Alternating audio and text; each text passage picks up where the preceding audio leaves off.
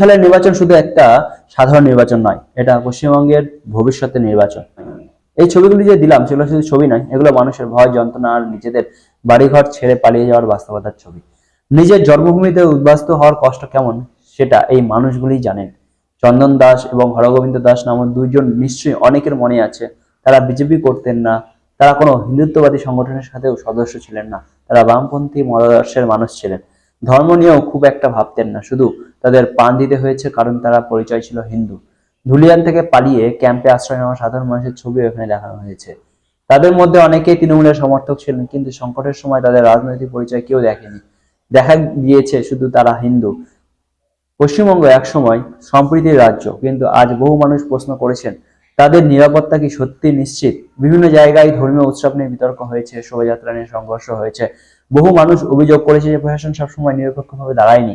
সীমান্তবর্তী জেলাগুলি মালদা, মুর্শিদাবাদ, নদিয়া, উত্তর চব্বিশ পরগনা, দক্ষিণ চব্বিশ পরগনা, এইসব জায়গায় মানুষের অভিজ্ঞতা অনেক সময় আলাদা কথা বলে।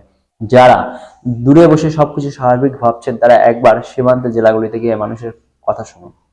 গণতন্ত্রের রাগ, ভোট বা ভয়ের উত্তর একটাই, ভোট। ফিরাদ হাকিমের বক্তব্য মনে আছে তো?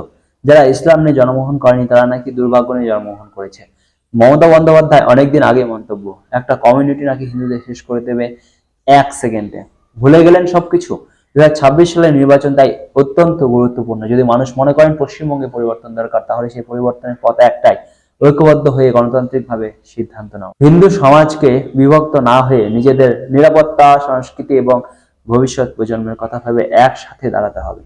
মমতা ব্যানার্জি এবং তৃণমূল এমন পরিস্থিতি তৈরি করেছে যেখানে হিন্দু সম্প্রদায়ের মানুষ নিজেদের নিরাপত্তা নিয়ে উদ্বিগ্ন বোধ করছে, এবং এটি গণতন্ত্রের জন্য ভালো লক্ষণ নয়।